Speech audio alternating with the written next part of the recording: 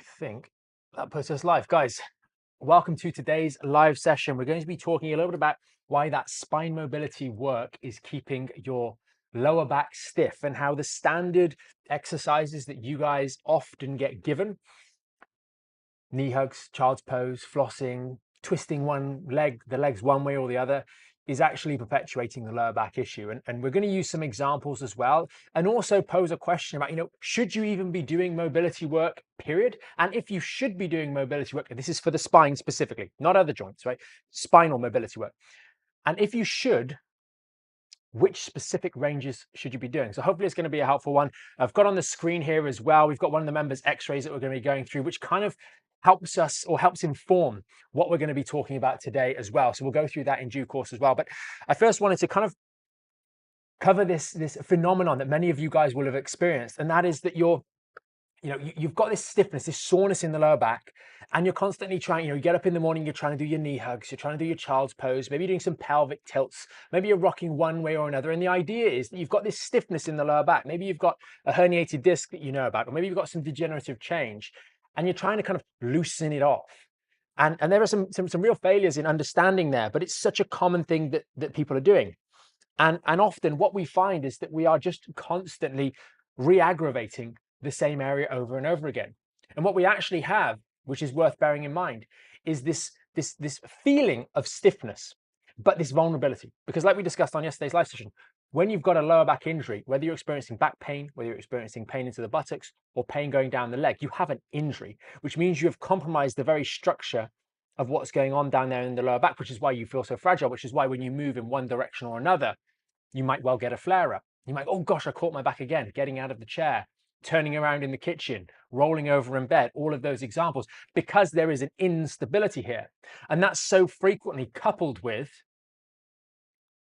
signals that come from this area of the lower back, typically the L4-5 and the L5-S1, and go down into the hamstrings, the buttocks. So those muscles are verifiably stiff. They're verifiably, they don't have a lot of flexibility. And we see this borne out time and time again when members come through the program and they try and do the hip hinges, right? And they go and hip, oh, what's that? I can't go any further. And so what happens? The hamstrings are stuck here. And so the lower back starts to bend. And oh gosh, that hurts because we're straining that lower back. And so what do? We try and bend the lower back even more, increasing the instability at this area here. It doesn't need any more mobility, and only serving to weaken this area so that the stiffness in the legs can overpower the lower back all the more easily, sorry. Amy says here, I'm seeing slow progress wise, but will my lateral pelvic tilt correct itself with the core 5? The lateral pelvic tilt that many of you guys have is often what's called an antalgic posture. You're tilting one way or the other because you have pain on that side. So the body naturally leans off to the side. Do you know where else you'll get a pelvic tilt? If you sprain your left ankle, you will get a pelvic tilt. Why? Because you're lifting one leg off the floor. These antalgic postures, these tilts that are often identified when you go to see your osteopathic chiro, your physio, are a consequence of the injury. As you go through the rehabilitative process, these things tend to settle. Now, will there still be some element of pelvic tilt? Was there some element of pelvic tilt beforehand? Well, in a lot of people, there is going to be, because we are asymmetrical human beings. We use our body in asymmetrical ways, and we didn't think it was a problem until we injured our back and it was enhanced, amplified. But many of you guys will sit there, one leg over the other, and it's always the same leg. Many of you ladies and men will stand one hand on the hip, leaning on one side more than the other. Very, very normal. And that will result in some kind of asymmetry. One side will be a bit more stiff, one side will be a bit more mobile, and it will be a little bit tilted. And so those are very common things. Count has also said, I have a large broad-based disc prolapse at L5. Seeing ortho said it would improve. The important thing with that kind of comment is that it will be trying to heal every single day. Whether it improves or not over the next 3 months, 6 months, a year is entirely dependent on whether you keep making it worse or whether you start doing rehab to support the recovery process. And Happy Girl says, what causes a pelvic tilt? I'm going to go through a specific pelvic tilt when we're talking about forward and backward, anterior and posterior pelvic tilt today on the x-rays, which we'll share here. We can see a great example on these x-rays, which I'll talk about in more detail in a moment, of a posterior pelvic tilt, a posterior. And I think before I get into the x-rays, actually, we'll transition over to those now. those of you guys that have been joining us for the live sessions recently will notice that we have been sharing these x-rays, and we've been going through these. Bear with me. We've been going through these on the live session, and what you will notice, so many of you guys get told, oh, you've got an anterior pelvic tilt, you've got an anterior pelvic tilt, etc., etc. But what we see in reality is that you don't have an anterior pelvic tilt. And what we actually see in reality is that it's much, much more likely, judging by, the example of x-rays that we've been reviewing, that you've got a posterior pelvic tilt. We've done a good number this year on the live sessions.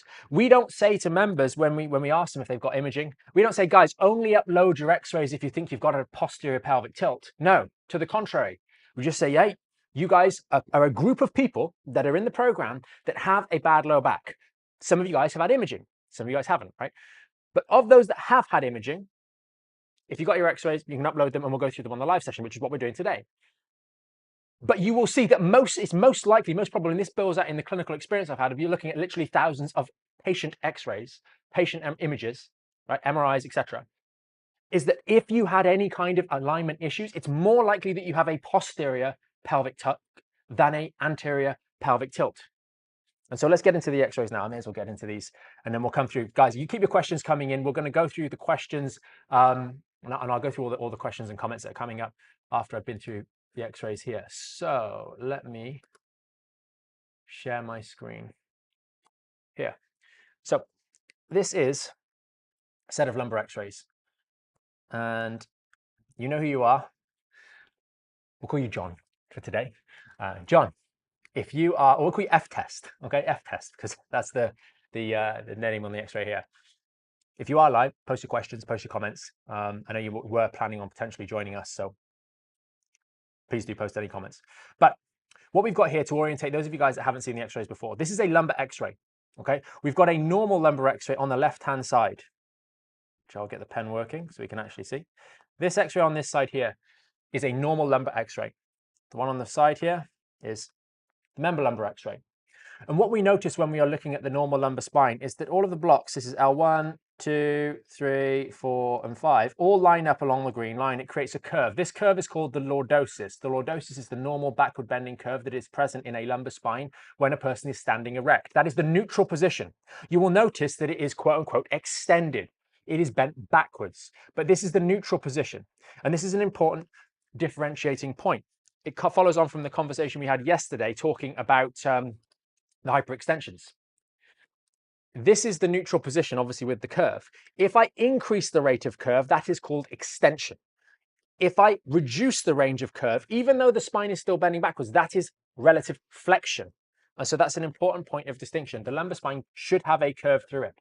If your spine is actually bending forwards, the lumbar spine is actually bending forwards, then it's moved an awful lot, right? It's moved an awful lot. And it's very rare, but you do sometimes see that in an individual that is standing upright.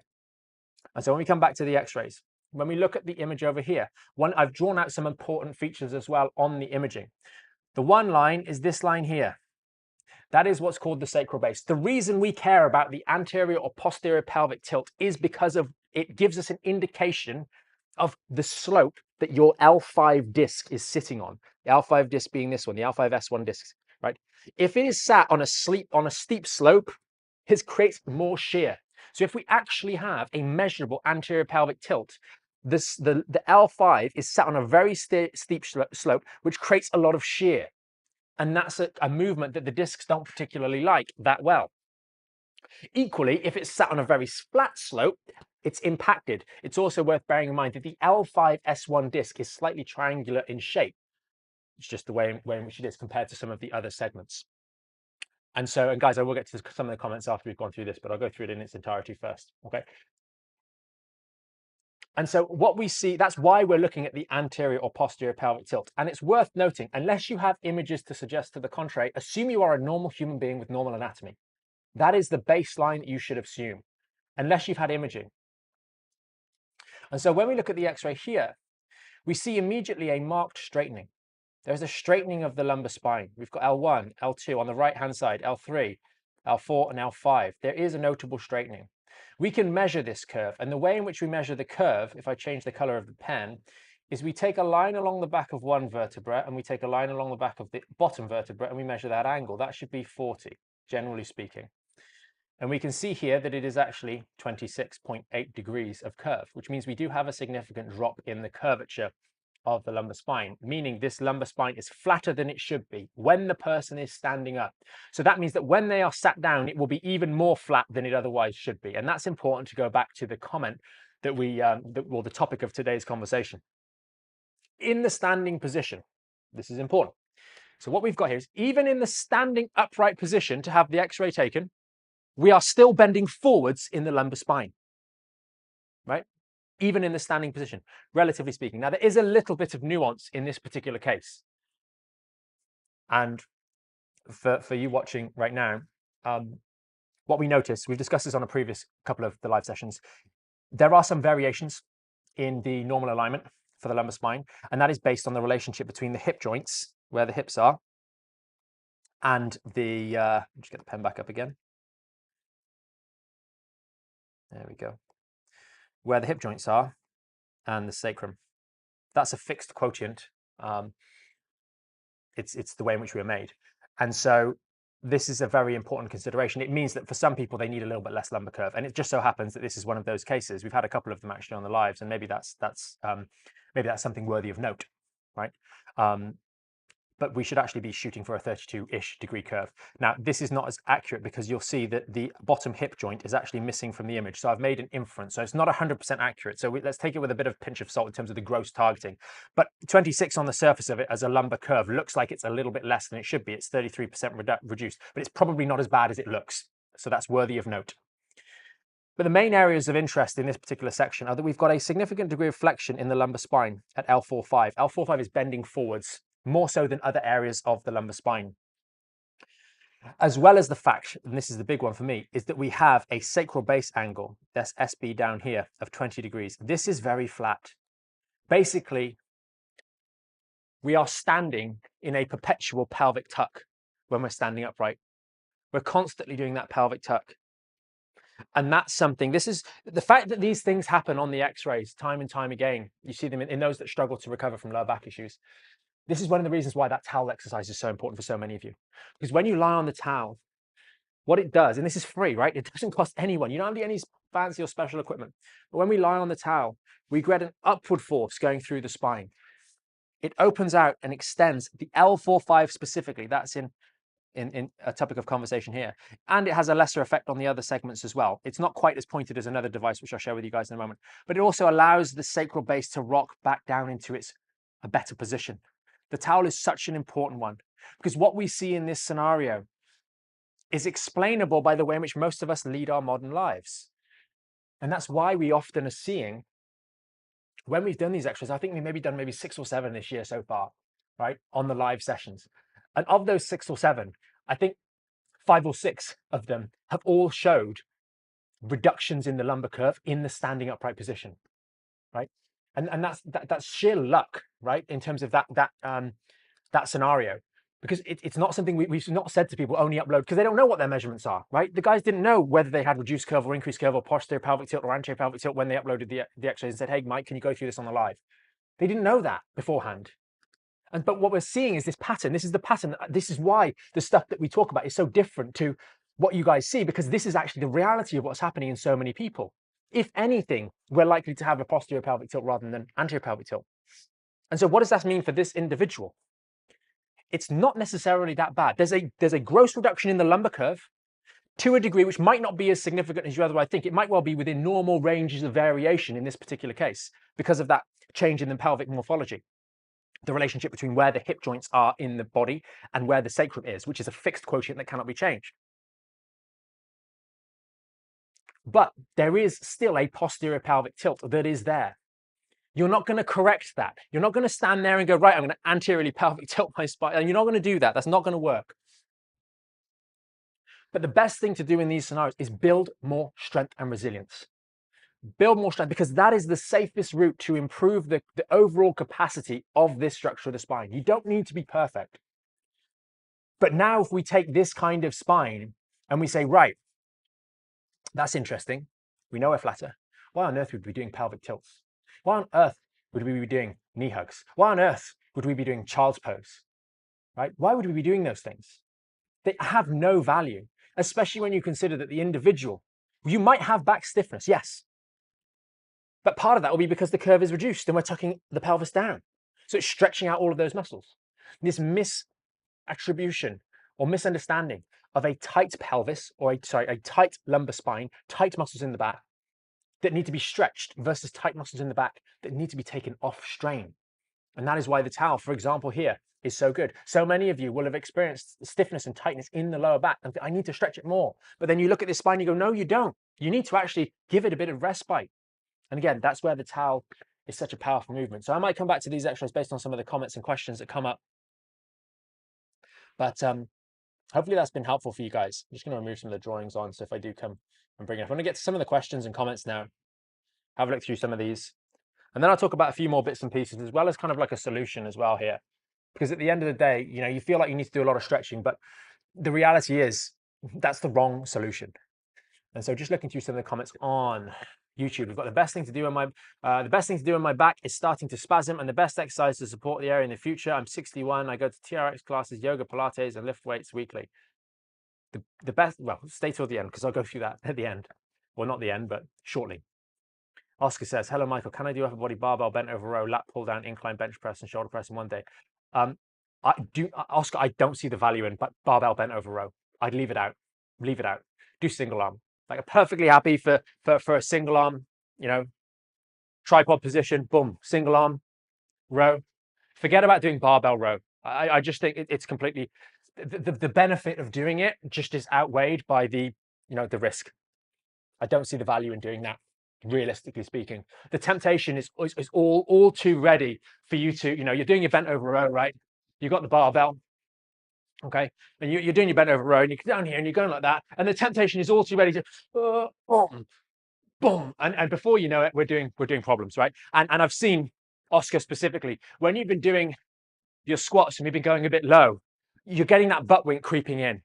Right, you're getting that butt wink creeping in when you're pushing the depth on the squats, which was referencing my comment in the members area a short while ago, maybe last day or two.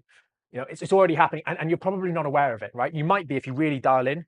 Okay, it's just not worth going that low on that squat. And the same thing here. I think the barbell bent over row is it's not a good exercise. I wouldn't value it. The rest of the stuff perfectly fine. The rest of the stuff perfectly fine. And with the incline bench press, if we're using a barbell, fine. If we're using dumbbells, I personally say maybe dumbbells might be a little bit better. But just make sure you think about how you're getting down and getting up.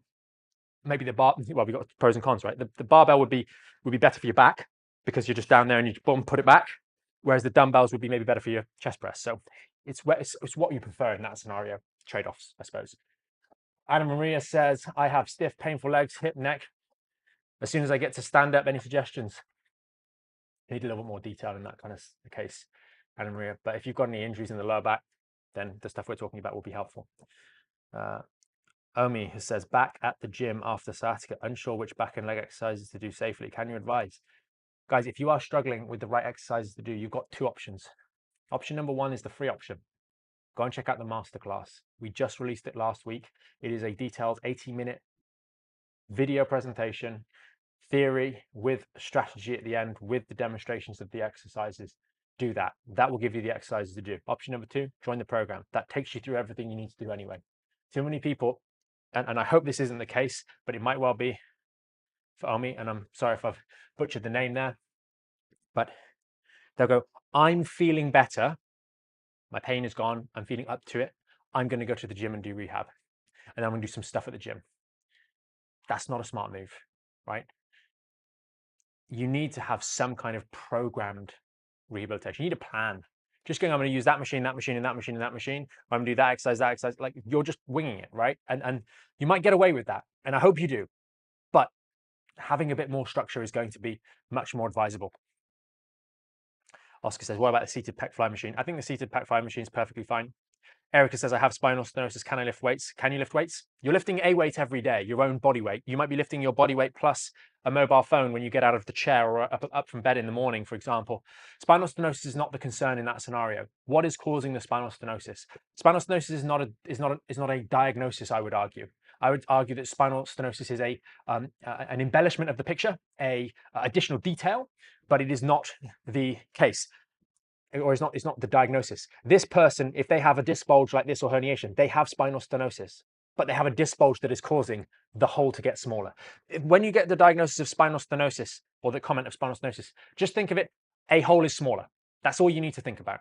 When someone says you've got spinal stenosis, you say the hole is smaller. And that prompts you to go, why? Because of what? And that is the answer, right? And the short answer of it is, no matter what diagnosis, there will be none of you watching right now that could post a diagnosis in the lower back that does not need to do some element of rehabilitation, that does not need to do some element of strengthening, because you have a choice. You have one of two choices. You can either try and not load bear, in which case it's not feasible. It's not possible, right? You're going to carry a phone. You might get up from the kitchen table carrying a plate. You're doing exercises with weights every day. No one can escape that unless you're going to live on Mars or in space. You're not going to be able to. So that leaves you with the only other choice, which is learn how to load bear and how much you can load bear and steadily try and increase that amount. Eric's added in the detail of L45 and L5S1. Yep. So yes is the answer. Can you? Not only can you lift weights, you should lift weights, but it's not lifting weights. It's about strengthening the back, right? And it's about doing specific exercises like the squats and like the hip hinges. It's about starting out with appropriate technique first. And then from that point of a good technique, starting to actually build the load bearing tolerance. Eric said he's been a bus driver a bus operator for 28 years. I don't know if that's a driver or an operator. Maybe an operator might be in the garage, right? But the driver would actually be doing the driving, right? And if you've been doing that, think about how much time you've been sitting down every single day. That's a real problem, right? Or it's not a problem, but it's a consideration. Well, if we've been sat down with a flexed lumbar spine, like we saw on the images earlier on, with a posterior pelvic tilt, putting more load through the discs, is it likely that we need to do more knee hugs and child's pose? No, I would say. No, it's not. It's likely that we're probably stuck, if anything, in a position of flexion, of forward bending in the lumbar spine, of posterior pelvic tilting. And so we might not be able to change that, and that's a story for another comment. But what we can do is improve the resilience of the body, the strength of the body in dealing with some of the variations that we have. And the great news about the body is that your back, your spine, your body can accommodate all sorts of variations from the norm, all sorts of abnormalities, if you will. But you have to build the strength and you have to do it safely. Bryant says, I've just had an L3-4 laminectomy and discectomy. Any suggestions on recovery? Get starting on spine stability work. Don't be tempted to go into bending and twisting your spine. You've just had a significant amount of disruption to the L3-4 segment. A significant amount of disruption. And so making sure you can protect that area while those tissues are going through a healing process is of vital import. The exercises like the dead bugs, the marching bridges, the squats, the hip hinges, the step-ups, the single leg hip hinges, all of these exercises, your spine should not move. Learning how to do them. Now, you've got no business doing the single leg hip hinge if you're going all the way over like that, right? And wobbling all over the place, right? But a single leg hip hinge can also look like this. That might be all you can do to start with.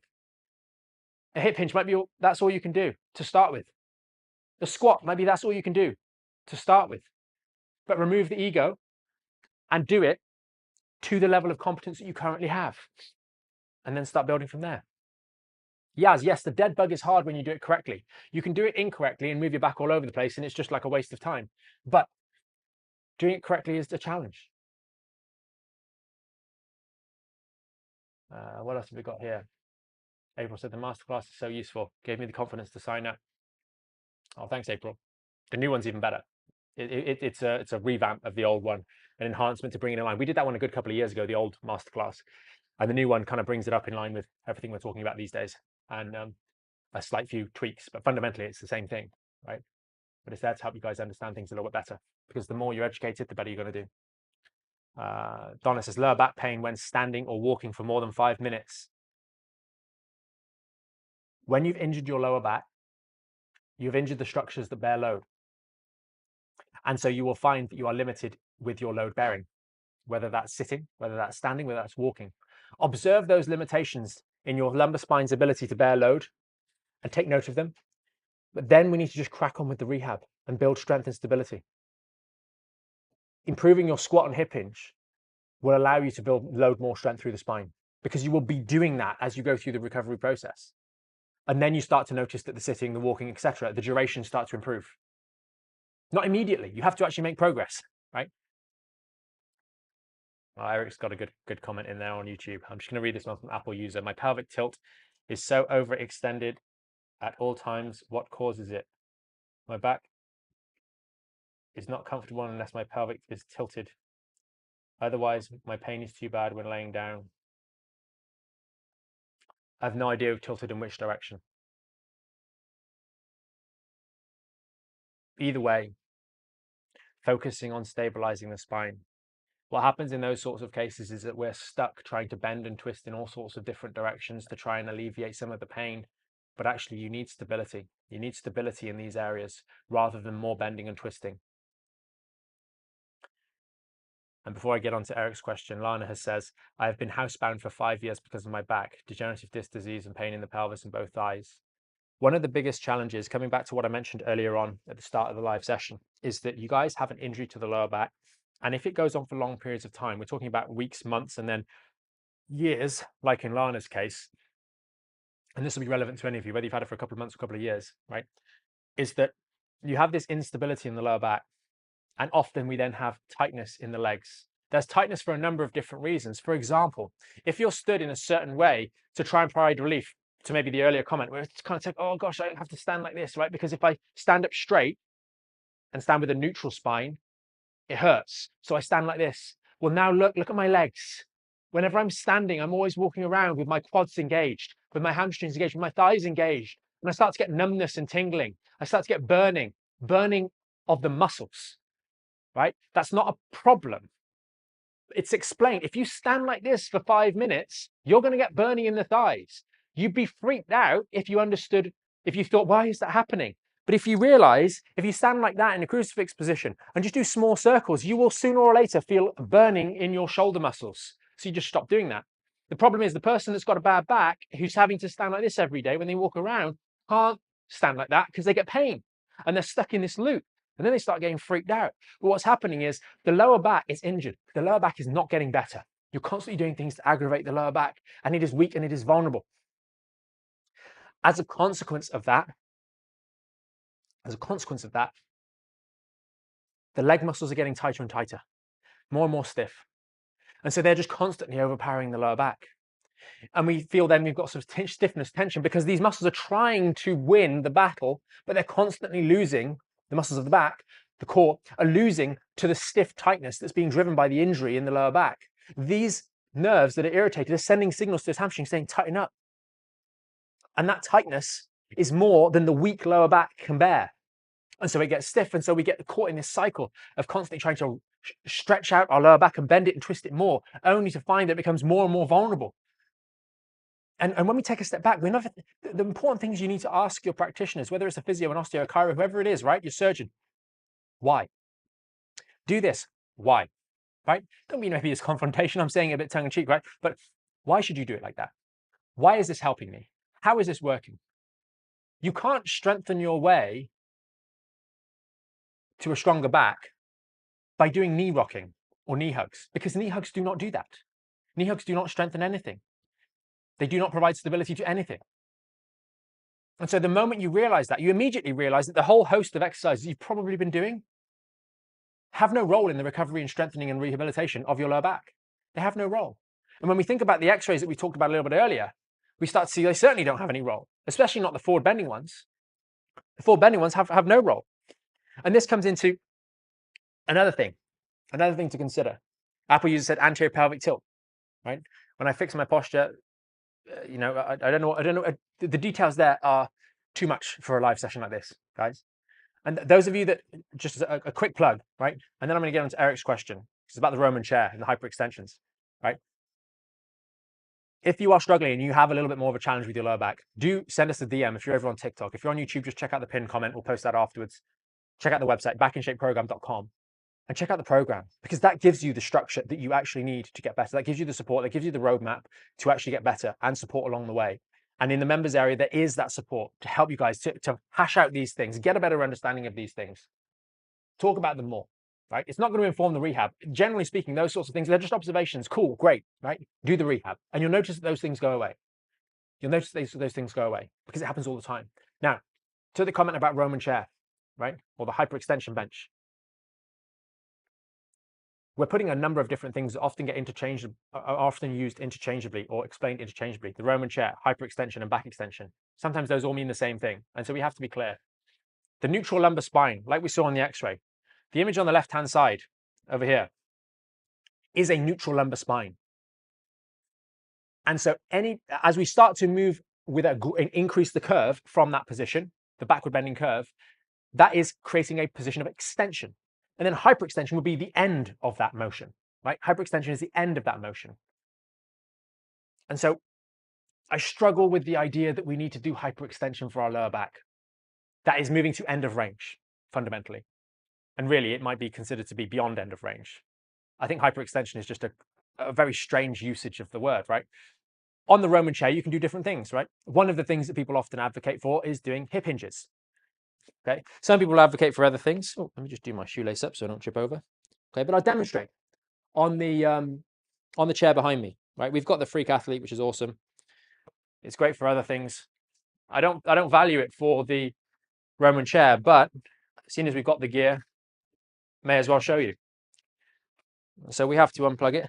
The first thing with something like a Roman chair, if you are a person with a lower back injury, look at what I'm having to do to set this up, right? Imagine you've got a herniated disc and you think, do you know what, I'm going to start doing exercises, but I've got to order this thing offline. And you don't have to get one as robust as this, but I would argue it's better to try and get robust gym equipment rather than cheap stuff that's going to rattle and potentially break on you. You've already got a bad back. You don't need to fall out of a piece of gym equipment as well to make things even worse.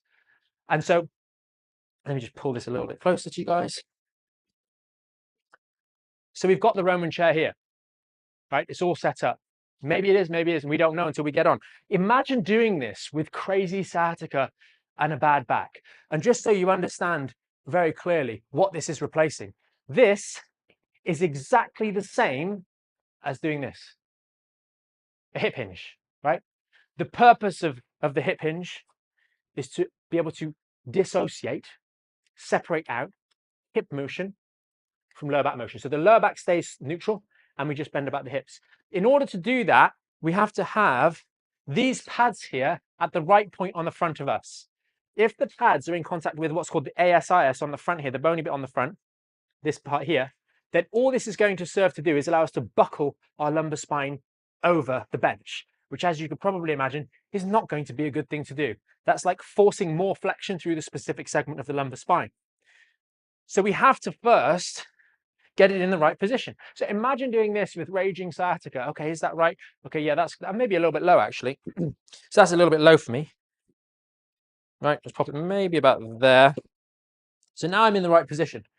And you'll see stuff like, oh, just hold this position here, just hold it, maybe with a bit of support, maybe with no hands, hold it like this, hold it like, whatever you want to do, right? I'm engaged here. Do you know where I'm also engaged? I'm going to do a hip hinge. This is an awful lot less challenging because I'm limited on here unless I can stack the front of this on a platform. I'm limited with how easy I can make this, right? So the question is, why are we doing this rather than just doing a normal hip hinge? Then we always have to think, when we're creating a program for people with an injury, we have to always think, and we specialize in lower back issues, but I think the principles would be the same for other injuries as well. What happens if I go wrong? What happens if it goes wrong? What happens if it makes a mistake? Which is why, for example, in the tutorials that we have for the hip hinge, you are instructed to do the hip hinge in front of a chair. Okay, maybe this way around, not a wheelie chair, that's not smart, but it's the only one I've got here. So as I do my hip hinge, if I feel uncomfortable, I can catch myself on the chair and support myself. I don't end up in a heap on the floor, okay?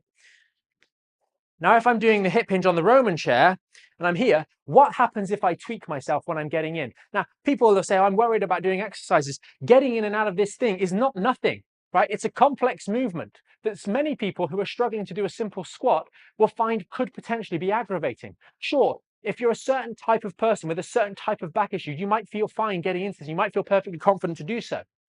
But now what happens if I'm halfway down, if I'm just playing around with it here, and all of a sudden I get a jolt of pain because I did it wrong, which is not unlikely. considering you've got a long-standing back issue, you might well do it wrong. Now, how do I get out of here? I've got radiating sciatica, so now I've got to try and kind of get out of this piece of machinery like so. All to do the same thing I could do here. Then you have to ask yourself the question, one of the reasons that we are doing exercises is such that they can replicate movements that we do in everyday life. That is the sign of a good program. Now, some of you guys might have some opinions on this question, but how many times are you on your side doing this, right? Your clamshells. Is that applicable to daily life? How often are you just doing this? Those funny clamshells that you do, right? It's not applicable to daily life. But how often are you doing a squat? How often are you doing a hip hinge? Brushing your teeth, washing your face, doing the vegetables? Is it better to learn, well, it is better to learn a movement that you are going to be doing many times every day, because 95%, if not 100% of your flare-ups happen when you're doing stuff in the real world. It's because it's movements like the squat, the bending, the twisting, the getting out of chairs. Those movements are the movements in the moment that you forget about. You forget about your back and you just reach for that thing. Rather than doing a bit of a hip hinge, supporting yourself, being a bit more conscientious.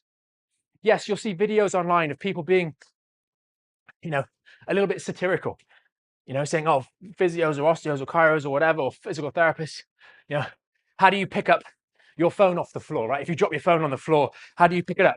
You get into a hip hinge, and you do a hip hinge, and maybe you go down on one leg, and you do, and you see the very, over the top, rigid movements. But when you've got an injury, you need to be rigid. How would I pick up the phone? There's a little bit of bounding, bending, whatever. I don't have a bad back. Is it better that I get into the habit of coming down here and picking it up like so? Is that better? Yes, that's a better habit to have, as opposed to picking it up by just locking my legs out straight and rounding my lower back. But that's what some people will instinctively do. So the idea of your rehab, doing your hip hinges, for example, doing your squats, is to improve your competence in a movement that you do every single day, so that it makes you safer every single day when you're performing those movements in everyday life. That's the idea. That's the idea. Your rehab is not just for the 30 minutes you're doing those exercises. It's there to help you get better and better at doing those movements in everyday life, so that you are safer. And so the problem with something like the back extension machine is that how often are you locked into a position like this, right? And then we come to the question of loading. All rehabilitation work needs to have loading to it to improve the resilience, the strength of the spine, right? And so we need the capacity to increase loading. But if we are very limited, you will see people all the time with their hip hinges, they're very limited in their range of motion, right? Are they going to feel happy to pick up their 5 kilos and get into this position and then go down and then do this, right? And then they've got to hold it, or they're going to throw it on the floor. You get the idea, as opposed to just picking it up and doing a hip hinge. We can see at every single level, it makes very little sense. There's very little upside of using this over a standardized hip hinge. And even if you get into the environment where we talk about the bad stuff, right? Sometimes you'll see people using these machines and going, right, what we really need to do is take some large weight and really just round that lower back and then come back up and then round that lower back. And as long as it doesn't hurt, it's okay, right? And round that lower back. And sure, you can do that. But that's not a smart move when it comes to rehab. And do you know where you can also do that? You can round your lower back and then you come back up. You can round your lower back. And for those of you that have just joined, you'd be forgiven for thinking that I'm suggesting you do that. You shouldn't do that. Not for your rehab. And that brings me to, hopefully, what is a little bit of a solution for you guys to make this a little bit more useful. But don't underestimate the value of knowing what not to do when you have a bad back. Knowing what not to do is very, very helpful. And the problem is, so many people do not know what they shouldn't be doing. 444 says, I want to go back to the gym, but I'm scared. Have a plan. If you have a plan, 444, and you start with a base of technique, then you're going to do well. So this brings me to the solution.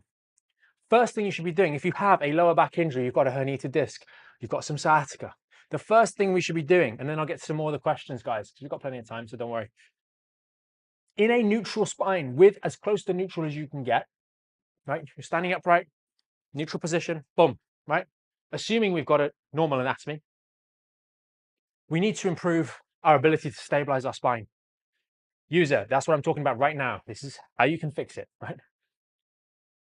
We need to build our load tolerance, our ability to maintain our neutral spine. And we do that through exercises, right? Spine stability exercises. Again, dead bug, marching bridge, squat, hip hinge, step up, single leg hip hinge. These exercises teach us how to hold the spine steady in spite of being pulled off in different directions when you do the exercise.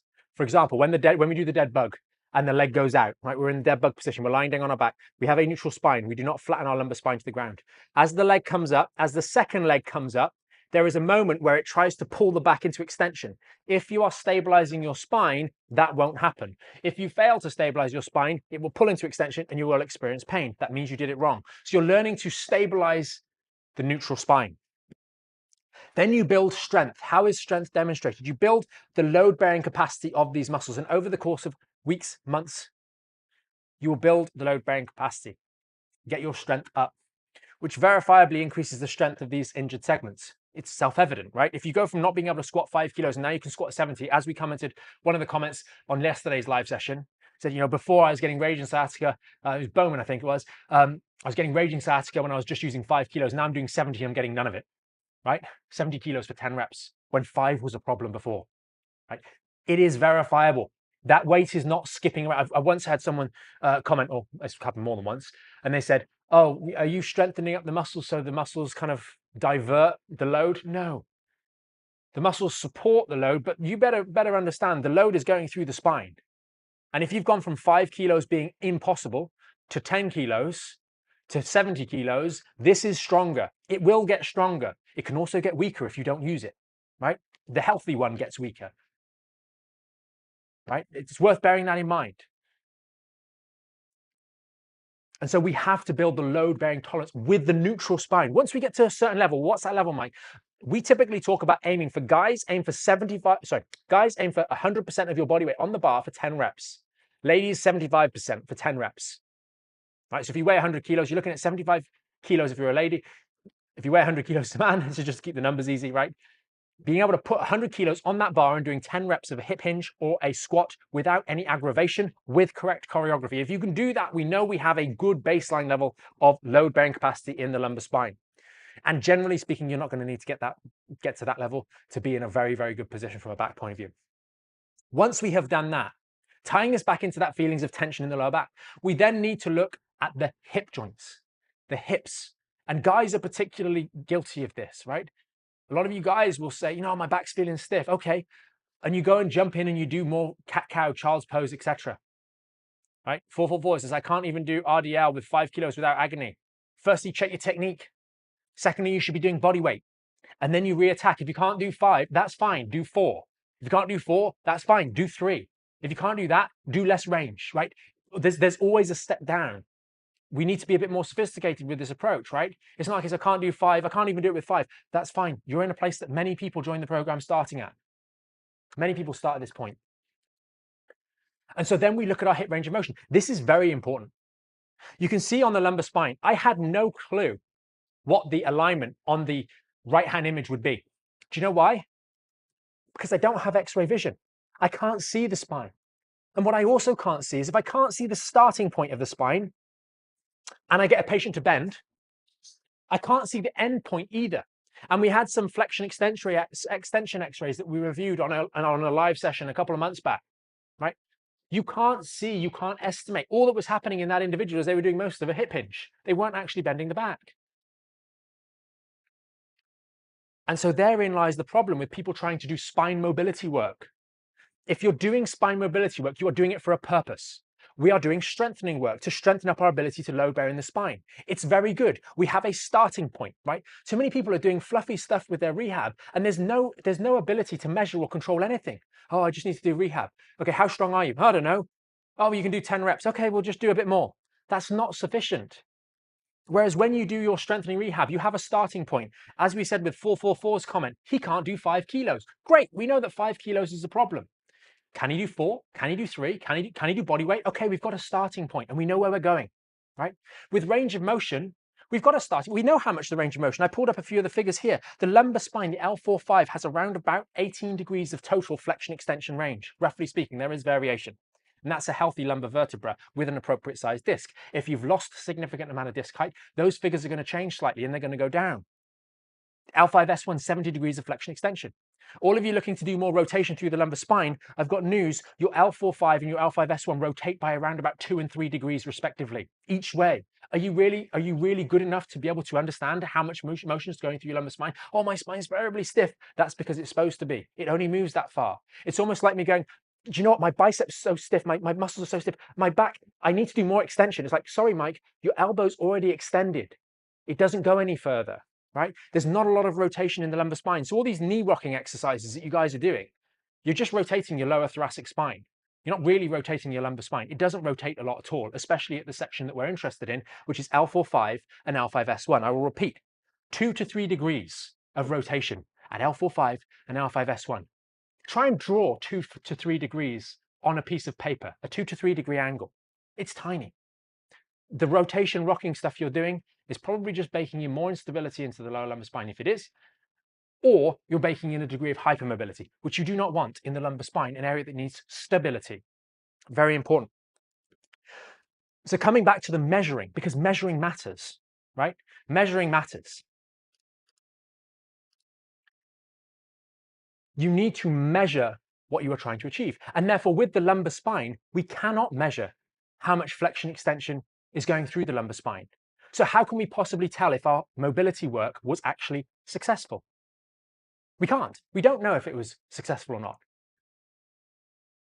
Someone says, no, he is a bot. Oh, no, he is not. Yeah. Thanks, Yaz. I appreciate that. So you can't tell. Some people jump in, they see like a 5-second comment of what's been now a 47-minute live stream and just jump on. They didn't like one thing you said, and then, yeah, silliness. Anyway, we don't need to get bogged down with that. So the important thing here is you can't tell how much range of motion you are or where you're starting from in your lumbar spine because you don't have X-ray vision. But what we can tell is how much mobility of the hips we have.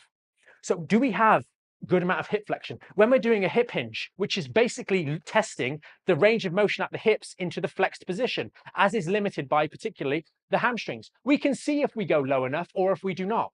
And therefore we can make a plan to improve the range of motion. We can take a picture and then we can take another picture 6 months later or 6 weeks later and see if our range of motion on the hip hinge has improved. And we can verify that, check, yes, it has actually improved our range of motion. You cannot do that with the lower back because you can't see it.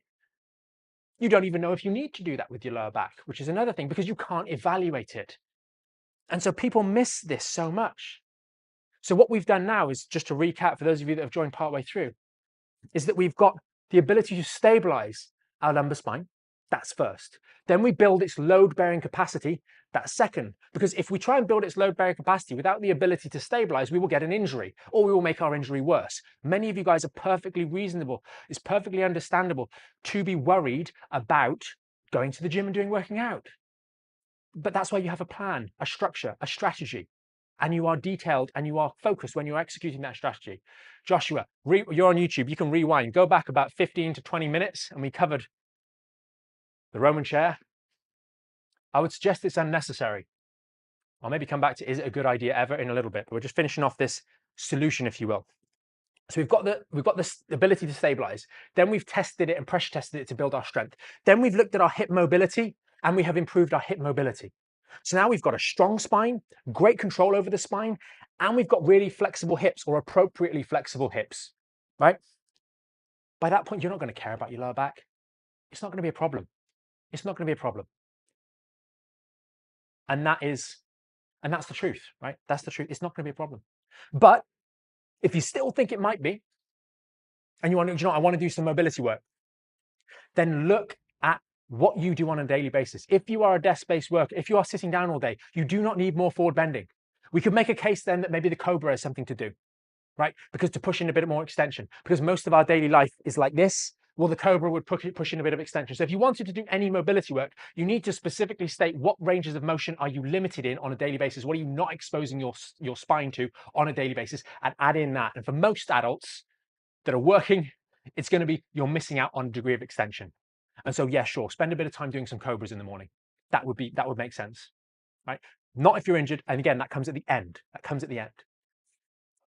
Now, Incel says Roman chair is a great lower back exercise. And Joshua says, is the Roman chair a good idea ever? If you have a lower back injury, I don't think the Roman chair has a place, to be honest. Because it's just the same as doing a hip hinge. Like we're not doing squats and wall sits. We're not doing squats and Smith squats. We haven't got enough time every day, right? Or many people don't. And so while there are many people that utilize the Roman chair and get great results, that's fantastic. It's great for them, right? You can do it. I'm just making the statement that I think it's unnecessary. All the Roman chair is generally doing is going to be a hip hinge. The Roman chair is there to do a hip hinge. People might add in flexion and stuff like that, and I don't agree with that, right? So if you want to do that, go ahead, that's fantastic. But I don't think that's sensible for the reasons that we've mentioned here. Leo says clamshells. I think clamshells are a waste of time, right? You're trying to strengthen the glutes. Okay, well, you're doing that already. Again, it's repetition, right? You don't need 101 exercises that you have to do every day. You want a simple set, few, that tick all the boxes. So what's missing if we think of, from a strengthening point of view, right?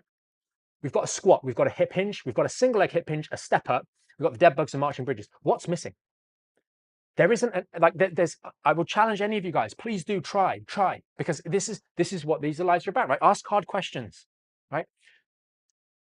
What exercise would do something that those don't already do? And Enzo says, lower back injuries are seldom, they go away on their own. The best way to fix an injury is with time. I think there are many people on the live that would very much disagree about going away on their own.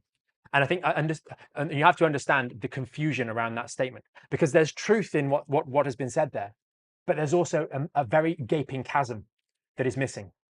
Lower back issue, the reason lower back issues, just like a graze on the surface of your skin goes away on its own, is because your body heals every single day. It does, right? It does. But if you keep picking the scab, it's going to heal badly. It might go on for a long period of time. And we're not talking about the people, because if you injure your lower back and it goes away in a couple of days, hey, happy days, right? Yes, that may be true because you haven't got all those factors that prevent it from getting better, right? But we're not talking to those people, right? Those people aren't on the live. Those people aren't in the membership. Those people aren't patients that come to see us. We're talking about the people where it hasn't gone away for, and there are a large number. And we explain why there are a large number where it doesn't go away on its own, in spite of the body's best efforts. Because those individuals, there's weakness, there's vulnerabilities, there's inability to move, there's also life strains. They're doing things every day that are undermining the healing process, that are getting in the way of the healing process. And what's more, when it's healed, they do not rehabilitate and strengthen those tissues again. So it's a little bit more vulnerable. Because a lot of people do not a lot of people, I'll give you specific numbers, over 90% of people do not do strengthening work as adults. This is 90% of adults. They do not do any strengthening work, strength training. And therefore, you just get these step changes in strength and resilience. You built up some level of strength and resilience when you were a teenager, maybe you were active, maybe you were a child, maybe you didn't, right? And then it's just a downhill from there. And it's a steady downhill. And when you have an injury, it drops a little bit faster. And if you never do the rehabilitation work, you never rebuild the strength afterwards. It will not strengthen itself. It will not strengthen itself. And often you're trying to do this at a time where you're a busy adult, you've got life, you've got work, you've got all these other sorts of things that you're having to do. And so the rehab never gets done. So you go from one injury and maybe you had a bit of a reservoir for compensation, a bit of strength residual because you used to maybe play some football when you were at school, right? You didn't do nothing. Maybe you did a bit at university, you did a bit in your early adulthood before you had a family. So you got a little bit of strength there in the background. So you injure yourself once or twice and you recover. You go back to normal. But then you start injuring yourself and the episodes get more frequent. Instead of being once every year, it's now once every 6 months, right? And this is where people say those sorts of things, but they don't necessarily have the same level of experience with dealing with these things over many years. Yeah, Joshua says it's been 15 months and it's getting worse. I disagree immensely. And that's where some people just don't understand these things because it's not their area of expertise. So it's fine to opine on the matter, but do you have the expertise and the experience to actually inform that decision, that process? So there is truth in what's being said. There are little truths in these little things. For example, the Roman chair, there is little truths in the fact that it makes sense, right? But then you ask the question, but why would we choose that instead of a hip hinge? And you start to see it breaks down. Maybe it's more of just a differentiating piece of equipment because standing there and doing something isn't as interesting in an age of short attention spans on social media. Mitchell says, hi, thanks to this great channel. Thanks for this great channel. Thank you for joining, because Mitchell, I know TikTok's checking I'm not a robot. There we go. Lovely. I've had good improvements from listening to your beliefs on back strengthening. Thank you. Just one question. Do you recommend the side plank as part of your program? We used to, but we've removed it. I don't think it's as necessary. I think it's a duplication from, you get enough of that from things like the step up, things like the single leg hip hinge. So I just don't think it's necessary. I don't think it's detrimental, but I think you're going to have better luck doing the other exercises that I mentioned. Leah says, is it safe to do bird dog instead of a dead bug if flexion intolerant when bracing? I don't know what you mean by flexion intolerant when bracing. You shouldn't be flexing when you're doing bracing. You should be neutral. And the reason for the dead bug being better than the bird dog is as follows.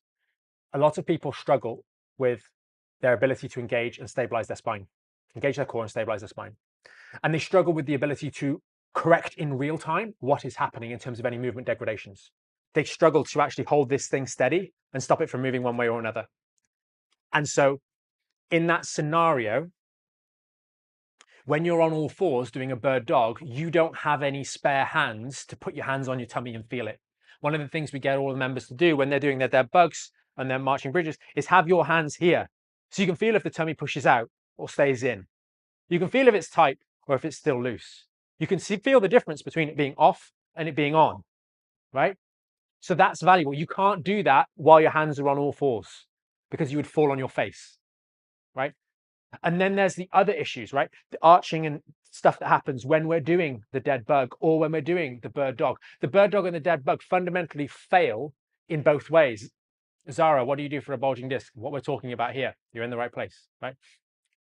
And so different people fail in different ways, right? Some people will do a bird dog or a dead bug and they will round their lower back. Other people will do a bird dog or dead bug and they will arch their lower back. Other people will do a bird dog or dead bug and they will get a bit of twisting happening. Either way, you can't get external sensors on that to control it or to at least give you extra feedback up here. So one of the extra things, and we have detailed troubleshooting libraries in the program to help with just these kind of problems, right? Errors when we're doing the exercises, because at the end of the day, if you knew how to do this stuff and could execute it perfectly, you probably wouldn't be struggling, right? And I'm gonna come over to YouTube in a second and have a look at some more of the comments over there as well. But with the bird dog, you cannot use anything else to get some feedback. Whereas if we're doing the dead bug on the floor on our back, we recommend using not quite as large as this, but a small towel underneath the lower back to fill the void. Why do we do that? Because you can feel if your back is lifting off the towel because it's arching. You can feel if your back is pressing into the ground because, or press is flexing or trying to flex. You can feel if you're making that error because you press into the towel. It gives you an extra sensor, and you can't do that on the bird dog. You see, that's why we think about all of these things when we put together a program and select an exercise that's chosen. April says, it took me a while to grasp the correct technique. I constantly press the spine into the floor. April is is pointing out a very, very common movement error because so many of you will have been taught exercises where you have to press your back into the floor, incorrectly so, delivering a posterior pelvic tuck, which is not helpful for the lower back. And it's not correct core engagement. Again, this shows the lack of thought when putting things together. We have to think, why are we getting the patient doing the dead bug as an exercise? To learn how to stabilize the core. But why? So they can do it in the upright environment. So if we are learning the only way to engage our core through a pelvic tuck, we are learning something that is not going to be helpful in the upright environment. We're just doing exercises for the sake of exercises because someone said to do it. That is demonstrating an individual who is just giving you exercises rather than giving you a focused, goal-orientated program. They don't understand why they're doing the dead bug. Oh, you're just doing the dead bug to strengthen your core. No, you're doing the dead bug to strengthen the core in a safe position so that you can replicate that in the upright environment, because that's where you are injuring your back. And so the understanding behind what you're doing, why you're doing it, why you've recommended it is key. It is key. And a lot of people don't have that. They just pick some random exercises. And so they trip themselves up. Degenerative bulging disc, L4-5 damage, S1, ZLD. Everything we've been talking about is going to be relevant to you. Oh my gosh, it says that's the folding rack I was looking at getting at. Would you rate it? Yes, yes. If you've got limited space, these are awesome. We leave it out all the time. We leave it out like this all the time, but they're really good. I probably wouldn't get the long arms. Those are the smaller arms here. These are the smaller ones, shorter. I'd say that's better than the longer ones. Personally, it just makes it for a smaller footprint. So yeah, that's a very good piece of kit. Very good. What else have we got? I have trouble with flexion. They want me to do bird dog to strengthen the back muscle. Bird dog does not strengthen the back muscle. Doing a squat and hip hinge strengthens the back muscle. Bird dog is a core exercise to help teach you the skill of engaging the core so you can safely engage the core when doing the squat and hip hinge. Again, another example of not understanding the role of exercises, right? The hip hinge strengthens the back muscle. The single leg hip hinge strengthens the back muscle in a more dynamic way, asymmetrically, and challenges you more. The bird dog does not strengthen the back muscle. It doesn't. It teaches you how to activate and brace the core, right? If you are doing it correctly, if you are instructed to do it correctly. What else have we got here? I had a micro discectomy 5 weeks ago and I'm in agony. What can I do? You need to do the rehab. You need to do the rehabilitation work. You need to learn to stabilize your spine. Too many people go and have these micro discectomies, unfortunately, and they don't get the rehab afterwards. They don't get the support afterwards. And I think because this bit's been chopped out, that everything should be pain free.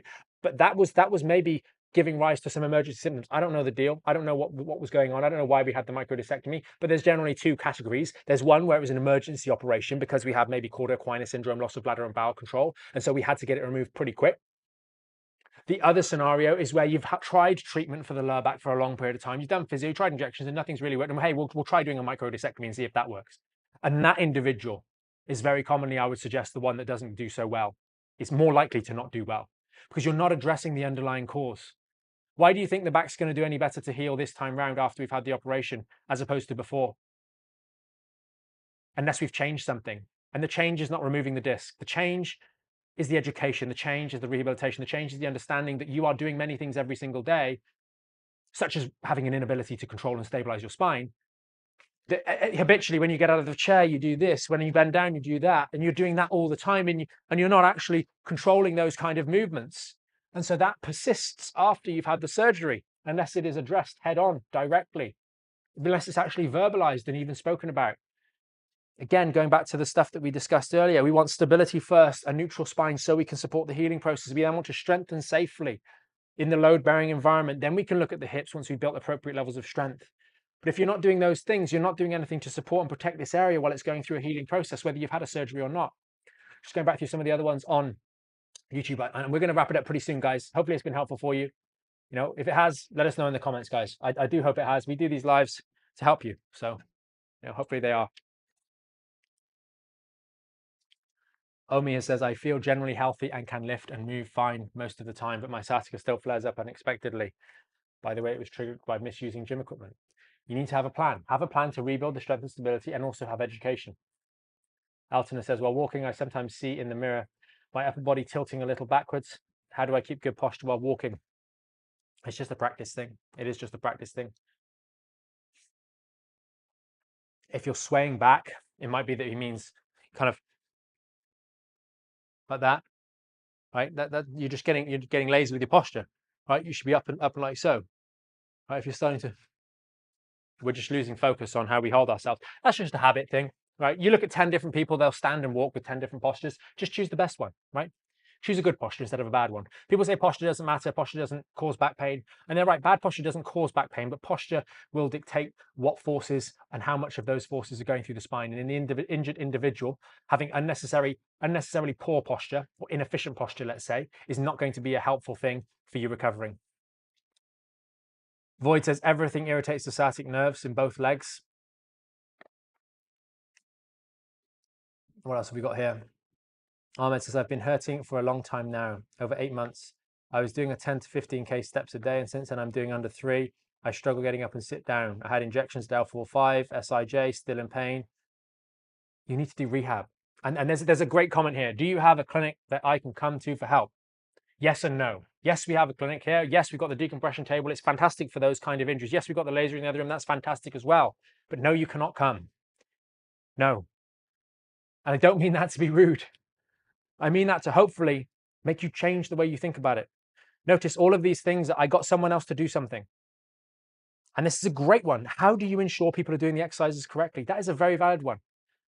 Because we have tons of videos in the members area that go through all of the exercises. If you came here for an appointment, firstly, even if we went through all of them and you came here for the whole day and we went through not even half of the material that is in the program, you'd go home and you'd forget 90% of what we discuss. This is this belief here, right here. This is such a great question from Ahmed. Such a fantastic one, because hopefully this belief is changing. You do not remember. Many of you guys will forget what you've heard here on today's live session by this afternoon. Hopefully you remembered some of it. If you do, that'd be fantastic, right? But this idea that seeing someone in person is better. No, you need to work on the tutorials. You need to do the work. You need to watch and rewatch those tutorials. You need to do it over and over again. Just because you got it right here in the clinic, the amount of times in years gone by where we would do it differently in the old clinic and here, where you go through the exercises with someone on a Monday and they come in next Monday and they're doing them wrong. Why? Because it's more valuable to work on this stuff at home, to record yourself, to watch the tutorials, to go back and do it again, to watch your video. The other day, one of the guys posted his video in the members area of his hip hinges. He'd worked on them, made some improvements. And I took a screenshot of a specific part of one of the tutorials on the hip hinge video. I said, look at the difference. And he said, gosh, I see the difference, right? You're doing the hip hinge properly. I'm making this mistake and I can see the clear mistake now. That's how you get it right. It's a study. To suggest that you can just pay someone and the back pain will go away, that doesn't work like that. You have to be a part of the solution, and you need to acknowledge and understand that back pain is a you problem. You are maintaining it. To the comment earlier about it should heal on its own. Yes, it's trying to. The reason it's not is because you are getting in the way of the recovery process. The great news is that you are the one that holds the keys to actually get better. And if you engage with the process and learn and practice diligently, you will get better. And nowadays, you've got this every day. You can't come here and go through an appointment. You can't go and see whoever you want to see and monopolize their time. You can't pay to have them whole day every day, but you can have a program on your phone now or on your TV or on your computer where and whenever you are looking to go through the exercise, you want to do them for 6 hours a day. You want to study, you want to practice. You can do it for 6 hours a day. Every day. You won't, but you can. And you can do that at home, and it's incredibly more efficient. Ahmed says, is it more personalized program? Because I've been told to do bird dog side planks and they end up hurting me for a while. That's because you're doing them wrong. I would argue the side planks can be a challenge. And the bird dogs, again, for what we discussed, right? PM Doc says, oh my God, you popped up just in time. I have to go back and watch this. Just rewind, right? Hopefully it's helpful for you. The program is not personalized to you. I repeat, the Back in Shape program is not personalized to you. The Back in Shape program is a program that builds a healthy, strong spine. You do not program that or personalize that at the start. Yes, it's available. If you're watching a PM Doc, you're watching on YouTube, so you can literally just rewind. Just take the red line that's probably somewhere around here, just swipe it all the way back to the start, right? But it will be on the YouTube channel as well. So yeah. But the point is, this is where people get really hung up. They think they need a special program for them, and you don't. You don't. You need a back rehabilitation program. The journey through the program is where it is tailored, where it is tweaked, where it is adjusted. That's where the personalization comes in. Ahmed tries the squats, or Ahmed tries the dead bug, for example, instead of the bird dog, and he's messing himself up, and he uploads a video and he realizes that he's not engaging the core properly. His tummy's rising and it's not staying where it needs to be. So he fixes it and he moves on. Ahmed then gets onto the squats and starts adding load, and he finds it's okay, but he's struggling because he's actually got a bad knee as well. So you tweak it a little bit and he focuses on the hip hinges more rather than the squats. And the squats, he respects his knee. So he only goes so far and he doesn't aggravate the knee on his squats, but he pushes his hip hinges on with more weight. And then Ahmed gets to the point where he's thinking about going back to other activities. You see, the program didn't change. Your ability to stick to the program is the thing that personalizes it to you, which is why we have the program with support. Because as you go through the program, you find you fail in different ways. And you will get 10 people with 10 of exactly the same diagnoses. They've all got L5-S1 disc herniations, and they will have a different journey through the program. They will get stuck at different points. Doc has told me that I have rehab for the next 3 months, so we'll join. I'm ready to do this on a daily basis, right? It starts off daily, but then it changes. Again, and this is in alignment with your progress. Some people will go through the program and they'll get into phase 4 in a fortnight or so. Others will go through the program and they struggle with phase 1. That is the uniqueness of your journey. Your journey through the rehabilitation program is what is unique. And that is what is tailored as you go through the process. It becomes personalized to you as you go through it. It is not personalized at the start. You have a back injury, you have a bad back. This is about rebuilding your back. And as you go through that process, you will realize where you succeed and where you struggle. And Ahmed says, I have 2 bad knees and 2 bad shoulders, 51, and abuse my body a little too much, right? So the knees are certainly going to become a factor as you go through the recovery process. It's not if, but when.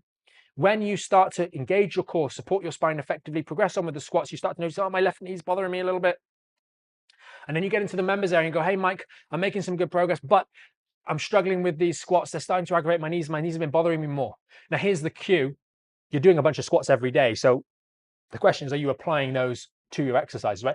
So people will be doing squats, or people doing step ups. That's the good one, right? They're doing the step ups. So they come up and they're back down, right? I'm obviously not doing a step up here. They do a step up. And when they do the step up, they do it with really good form, right? But then when they're going up the stairs 2 or 3 times a day, their knees wobbling all over the shop, right? You have to apply the exercises to your daily life in order to be successful. But the knees will be an issue. And at that time, that's why we have the program the way it is. Again, there's method in the madness, right? PM Doc said, where's the program? I'm retired PA. I love how you compliment what we do. Oh, thank you. Website, backinshapeprogram.com. We will get a link in here, but I don't have the keyboard accessible while I'm doing the lives. So then they'll also be on the YouTube page, your homepage, channel homepage. You'll see more information.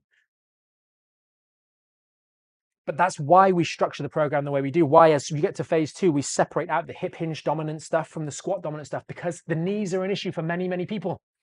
And they come in at different issues at different times. Yeah, I think the problem I'm having is releasing the tight muscles from doing some of the exercises. But are the tight muscles a problem? For example, if you're doing the exercises incorrectly, you are aggravating your lower back. That will then send signals out to certain muscles to tell them to tighten up. It's not that you need to release the muscles. They're trying to protect the injury that you keep on doing or re-aggravating. Very, very important that we understand these things, right? When you're starting out the exercises, it's mostly tactical. It's not physically draining. It's mentally draining because you're having to learn something new. But it's not typically physically draining. It doesn't typically get physically draining until we really get to something like phases 2 and 3 and 4. Certainly 3 and 4, maybe a little bit 2 for some people. So, guys, I'm just going to have a little skim through the last couple of questions, but we are finishing today because I've overrun yet again. We will be live again tomorrow. Not sure the exact time. It'll probably be around about lunchtime UK time. So guys, if you have found this helpful, if you do find these helpful, if you need any more help and support, you can always send us a DM if you're over on TikTok. If you're on YouTube, just drop a comment afterwards or reach out to us via the website. I probably should have put a pinned comment on here, but do that next time, right? And yes, thanks to all of you that asked questions and comments. Sorry to those of you I didn't manage to get to over on TikTok, but again, send us a DM and we reply and read all of those DMs. So we'll point you in the right direction in that regard. And April, thanks a lot. Appreciate that. Right, April, we'll finish up with April. It says, I learned how to correct my technique using the Back in Shape program and associated support, right? The program is incredibly thorough. It really is.